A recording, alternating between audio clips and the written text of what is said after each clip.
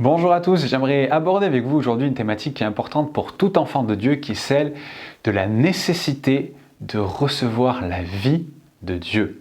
Et on va s'apercevoir dans ce message que recevoir la vie de Dieu, eh bien ça demande de travailler la vision que nous avons de nous-mêmes. Parce que si nous nous voyons de la mauvaise manière, alors la vie de Dieu ne va pas pouvoir venir.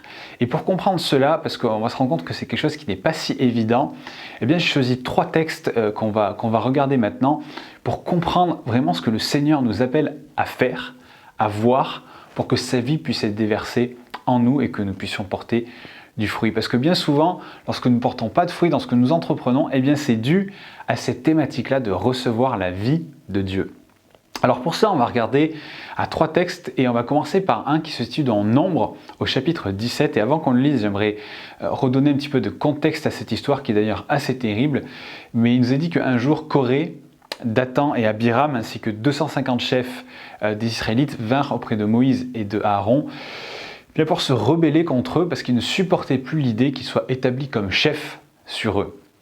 Et il nous est dit que Moïse fut profondément attristé, abattu à cette nouvelle, puisque Moïse savait que c'est Dieu qui les avait passés en tant qu'autorité et qu'en se rebellant contre eux, il se rebellait contre Dieu lui-même. Et Dieu traite la rébellion avec sérieux tout au long de la Bible. Lorsqu'on se rebelle contre une autorité que lui a instituée, c'est quelque chose de sérieux. Et le Seigneur va effectivement traiter leur rébellion avec beaucoup de sévérité, puisqu'il nous est dit que la terre s'est ouverte et ces hommes sont tombés en terre, ont été enterrés vivants vis-à-vis de cette rébellion qu'ils ont fait. Donc le Seigneur vraiment a dit non, vous ne pouvez pas faire ça, j'ai choisi Moïse et Aaron, et c'est une chose pour laquelle vous n'avez pas à contester.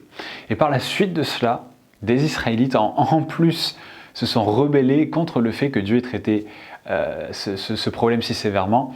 Et là encore, 15 000 personnes sont mortes ce jour-là. Donc on voit que c'était vraiment quelque chose de sérieux et j'ai envie de dire une marque assez horrible dans l'histoire d'Israël.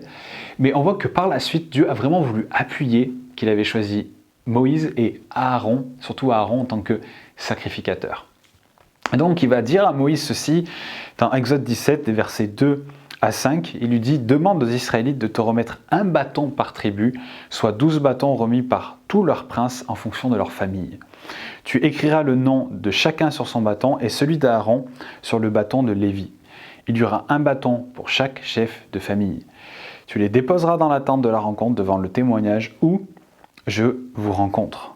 L'homme que je choisirai sera celui dont le bâton fleurira et je ferai cesser devant moi les murmures que les Israélites profèrent contre vous. » Alors, on va s'arrêter ici quelques instants pour essayer de comprendre un petit peu la demande du Seigneur. Il leur demande d'amener leur bâton.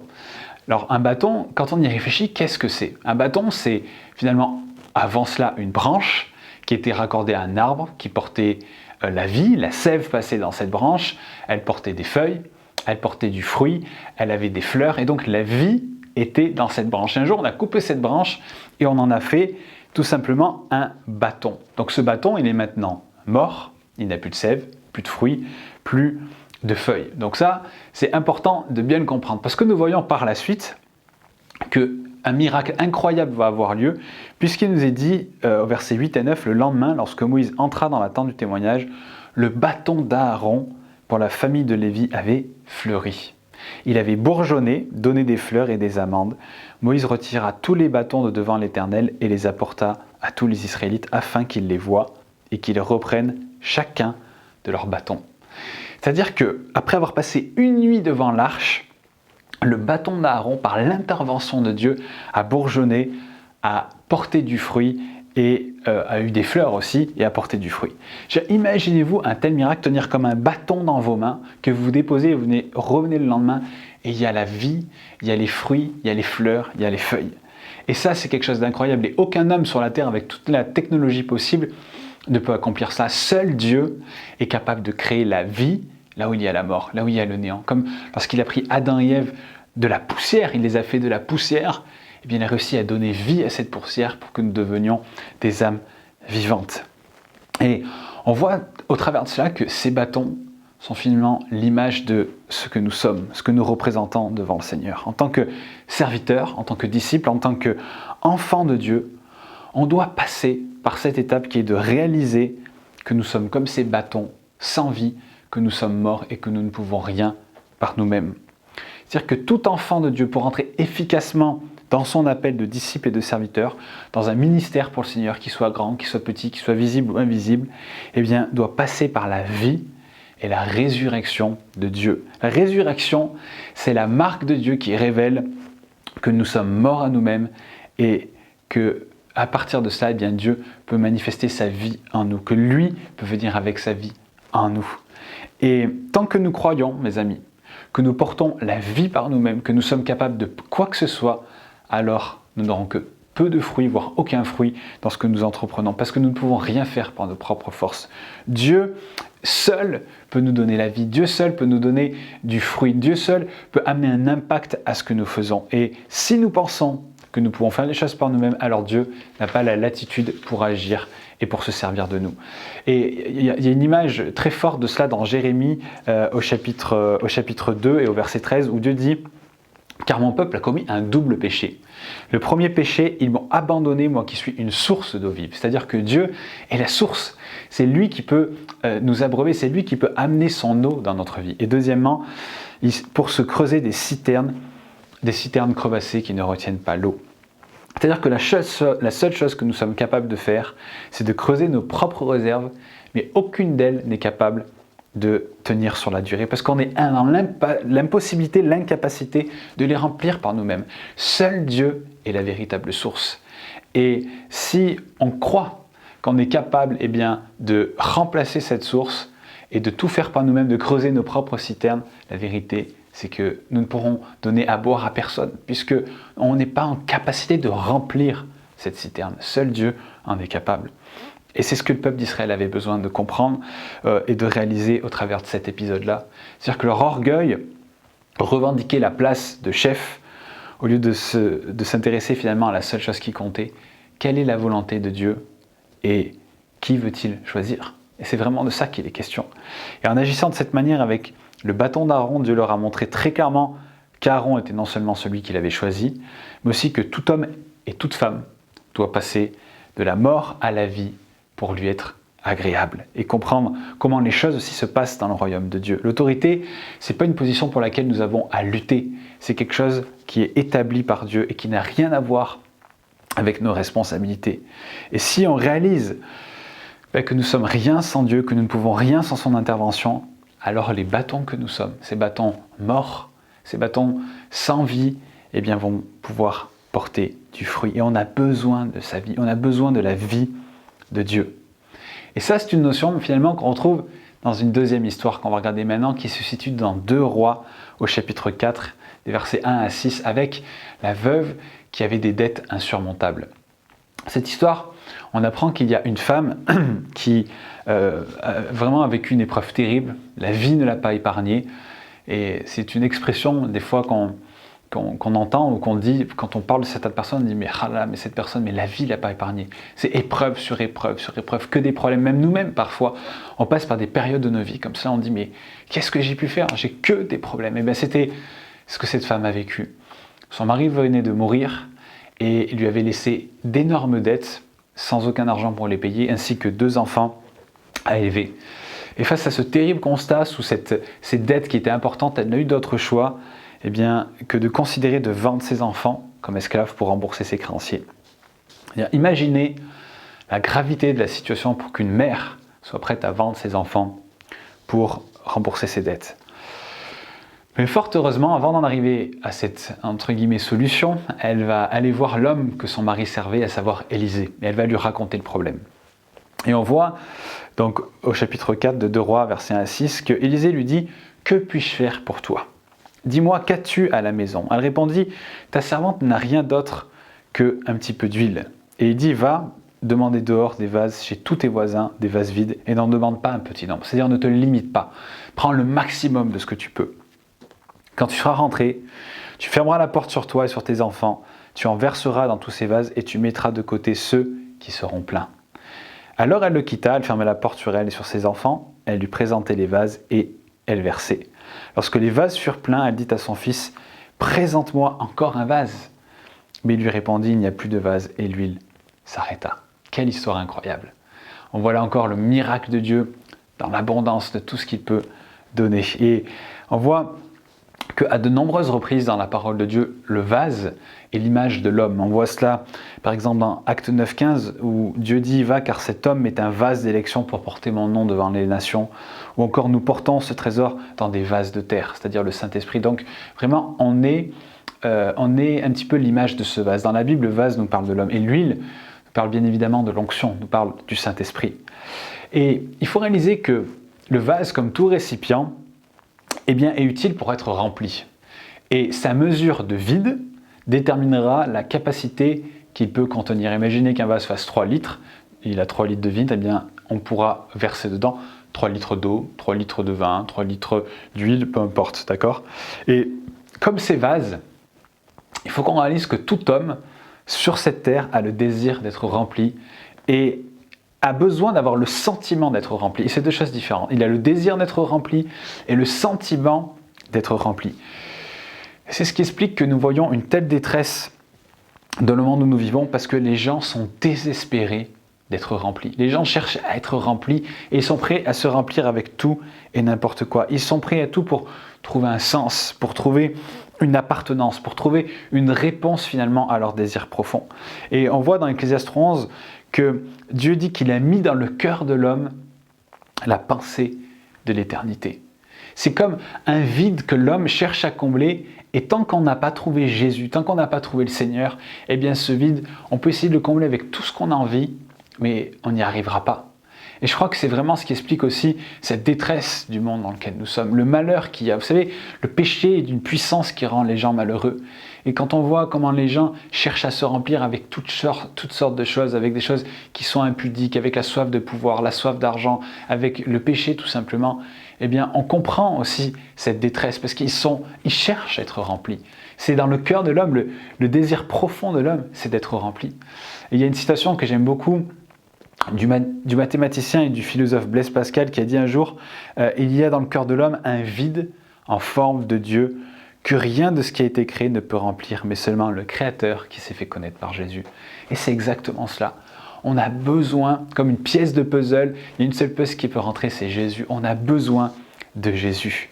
Et ce vide, finalement, on vient le combler par toutes sortes de choses, avec un emploi du temps bien chargé, avec nos loisirs, nos ambitions, notre famille, une santé au top au travers d'activités sportives, de régimes, mais aussi avec nos peurs, avec nos angoisses, avec nos doutes, notre colère, nos péchés, ou même tout simplement notre propre volonté sur laquelle Dieu n'a pas toujours son mot à dire.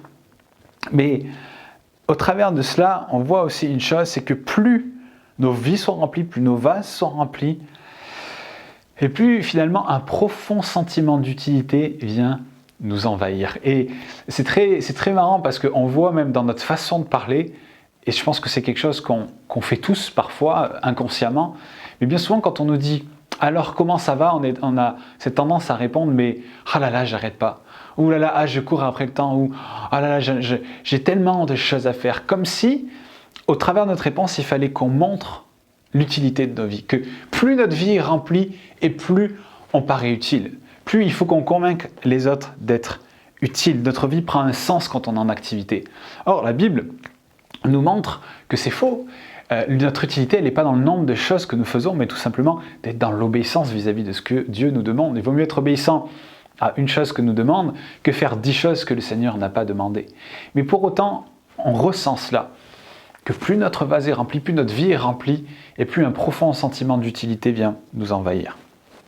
Et finalement, comme cette femme, pour revenir à cette histoire, il peut surgir parfois dans notre existence des épisodes qui peuvent nous vider d'une manière assez terrible.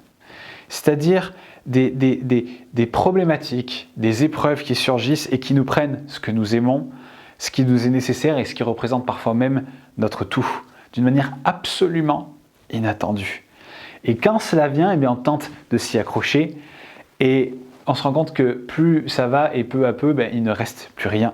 Et vient alors l'incompréhension, vient la colère, la peur, la vulnérabilité, puis finalement le vide, laissé dans une grande tristesse de la chose qui nous a été ôtée.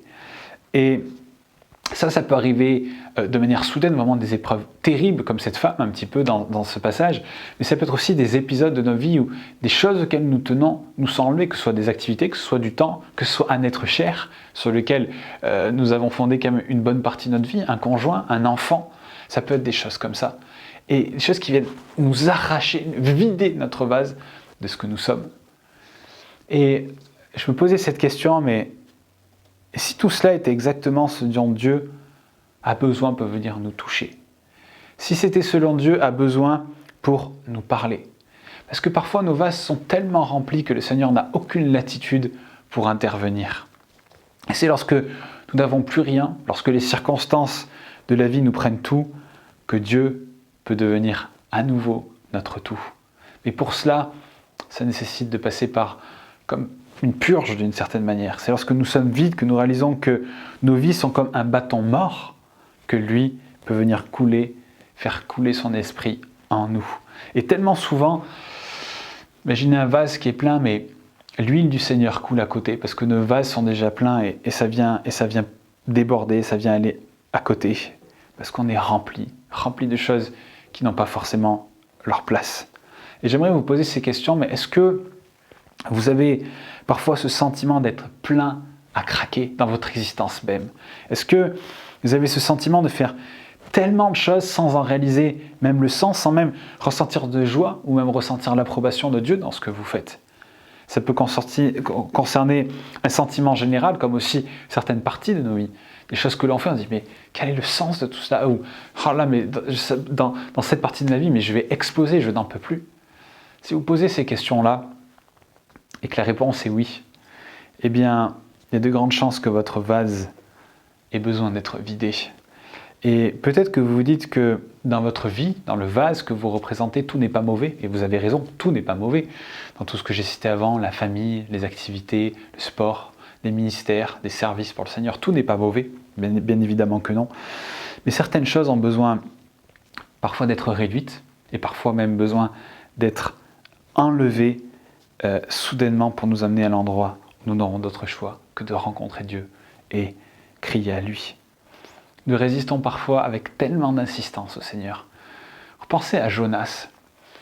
Jonas a fait la sourde oreille, il ne voulait pas entendre la voix de Dieu, il ne voulait pas obéir au Seigneur.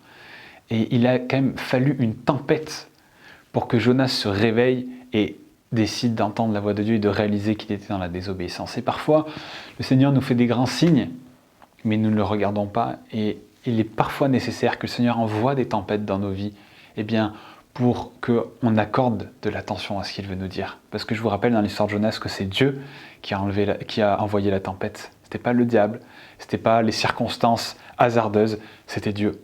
Parce que Jonas avait besoin de rencontrer Dieu, d'entendre la voix de Dieu. Et de la même manière, ça peut arriver aussi dans nos vies. Mais attaché à cela, il y a une chose merveilleuse, c'est que notre Père aime remplir le vide de nos vies. Et il le remplit d'une manière extraordinaire. Lorsque la vie vient ôter ces choses qui n'ont plus leur place, quand la vie vient ôter des choses en nous qui nous ramènent tout simplement à plier le genou et à crier à Dieu, eh bien le Seigneur vient nous remplir d'une manière extraordinaire. Et alors, à ce moment-là, quand l'huile vient dans nos vies, quand le Seigneur remplit les vases que nous sommes, eh bien la gloire de Dieu peut jaillir. La gloire de Dieu et les fruits de Dieu vont pouvoir se manifester. Ce qui m'amène à la troisième histoire et la fin de ce message. C'est l'histoire de la multiplication des pains et des poissons. Lorsque les disciples ont donné le pain à Jésus, il a fait deux choses. Premièrement, il a remercié le Seigneur pour le pain. Ça, c'est la première chose que Jésus a fait. Et la deuxième chose qu'il a fait, c'est qu'il a rompu ce pain en deux. Et la gloire de Dieu a éclaté après cela au travers de la multiplication. Et nous voyons ici que, d'une certaine manière, ce que nous donnons à Dieu, et la première chose que nous lui avons donnée, c'est nos vies, eh bien, il remercie le Seigneur pour nos vies. Et d'ailleurs, il nous a dit que Jésus est notre avocat auprès du Père, il intercède pour nous. Je crois même qu'il se réjouit de nos victoires, aussi se réjouit de ce que nous faisons. Mais il y a aussi une chose, c'est qu'il loue le Seigneur pour ce que nous sommes. Il remercie le Seigneur pour ce que nous sommes, pour les vies que nous sommes, parce que nos vies sont utiles entre ses mains. Mais l'autre chose qu'il fait lorsque nous lui donnons nos vies, lorsque nous lui donnons quelque chose au Seigneur, il le brise. Et ça, c'est quelque chose qu'on n'aime pas entendre, c'est quelque chose qui parfois nous choque, mais c'est vrai, le Seigneur a besoin de briser nos vies. Et c'est parfois un processus qui est long, qui est douloureux, qui est incompréhensible, qui est même inattendu selon les saisons de nos vies, parce que c'est quelque chose qui peut arriver à plusieurs moments dans nos vies, parce que c'est parfois nécessaire pour ôter notre orgueil, pour ôter ces mensonges lorsque nous pensons pouvoir porter du fruit, lorsque nous pensons avoir la capacité de nourrir la foule. Mais la vérité, c'est comme les disciples, nous n'avons pas la capacité de nourrir la foule. Avec 3 pains et quelques poissons, on ne peut pas nourrir des milliers d'hommes. Seul Dieu peut le faire. Et nous avons parfois besoin d'être brisés dans notre orgueil, d'être brisés dans la vision et la conception que nous avons de nous-mêmes. Parce que la vérité, c'est que nous ne pouvons rien. Nous ne pouvons rien. Le Seigneur dit que celui qui est debout prenne garde de ne pas tomber. L'orgueil est une chose tellement profonde et parfois on pense que l'on n'est pas orgueilleux, mais le fait même que l'on pense qu'on ne soit pas orgueilleux montre que nous le sommes. L'orgueil est comme une gangrène qui vient dans tous les aspects de notre être, dans tout ce que nous faisons pour les autres, dans notre service. Et lorsque l'orgueil vient, eh bien, ça vient tout corrompre. Et le Seigneur a besoin parfois de nous briser, pour briser notre orgueil et nous apprendre à dépendre de lui seul. Et dans ce récit des pains de la veuve et finalement même des bâtons, nous voyons que la multiplication, que le miracle de Dieu ne s'est opéré que dans des choses qui étaient vides, dans des choses qui étaient brisées et dans des choses qui étaient mortes. Et notre Père ne peut pas nous remplir de son esprit, de son amour, de sa paix et de ses projets si nous sommes déjà remplis d'autres choses. Si nous pensons pouvoir tout faire par nous-mêmes, nous devons être lavés, épurés de ce qui n'a pas sa place, parce que Jésus veut nous remplir de ses merveilles afin de transformer nos vies. Encore une fois, ce que je vous dis ici, c'est pas de vivre comme des ermites, de vivre sans famille, de vivre sans bien, sans rien, et de dépendre de Dieu en toutes choses. C'est pas de ça dont il est question. Mais c'est que nous réalisions que nos vies n'ont pas de sens, ne sont rien sans le Seigneur. Tout ce que nous avons vient de Dieu. Tout ce qui nous appartient, en fait, ne nous appartient pas, mais appartient au Seigneur. Il y a un jour, Watchmani a dit ceci, il a dit, c'est lorsque nous présentons tout ce que nous avons au Seigneur comme une chose que nous avons déjà perdue, que nous la possédons réellement. Et en fait, c'est très très fort, c'est que seul ce que nous avons remis au Seigneur une fois que nous l'avons reçu, eh bien nous le possédons. Lorsque nous disons « ça c'est à moi », il y a de fortes chances que le Seigneur nous l'enlève, parce que rien n'est à nous. La véritable possession, c'est lorsque nous avons reconnu que ces choses ne nous appartiennent pas. C'est ça avec le Seigneur, rien ne nous appartient. Ce que nos mains font, c'est grâce à lui. Les dons que nous avons, c'est grâce à lui. Tout ce que nous sommes, c'est grâce à lui. Et rien ne pourra porter du fruit si lui n'est pas dans ces choses-là. Et il est bon vraiment d'analyser nos vies. Prenons le temps d'analyser et de regarder les bâtons que nous sommes. Comment est-ce que nous nous voyons ? Quel fruit montre l'action de la résurrection de Dieu dans nos vies ? Parce que le Seigneur nous aime tellement, mes amis. Le Seigneur nous aime tellement qu'il ne veut pas nous voir nous perdre dans des mauvaises directions ou nous affaiblir aussi jusqu'à un point de non-retour à essayer de créer des fruits. Là, il ne pourra pas y en avoir sans son action. Nous pouvons combattre, nous pouvons rester aveugles à la réalité de ce que nous devons être pour lui, mais tôt ou tard, l'unique solution sera de s'offrir à lui et de s'abandonner entre ses mains. Alors prenons aujourd'hui le temps de regarder à nos vies, de demander pardon au Seigneur pour notre orgueil et de lui demander bien peut-être de briser notre orgueil, lui demander de venir avec sa vie, avec sa résurrection, avec cette huile coulée à nouveau dans nos vies et aussi faire de la place pour ce qui a besoin d'être ôté, qui prend trop de temps, qui nous éloigne de ce que lui veut, qui est contraire à sa volonté, qui nous donne d'avoir un regard juste sur nos vies et surtout un regard juste de ce qu'il est capable de faire en nous. Parce que notre Seigneur est un grand Dieu, il nous aime et il veut se servir de nous puissamment pour que toutes les nations puissent connaître son nom et que cette épouse de Christ soit prête lorsqu'il reviendra. Alors vraiment, mes amis, quelque chose d'important. Demandons à la vie de Dieu de couler en nous. Et alors, nous pourrons porter un fruit durable et surtout un fruit efficace qui pourra transformer la vie de ceux qui sont autour de nous.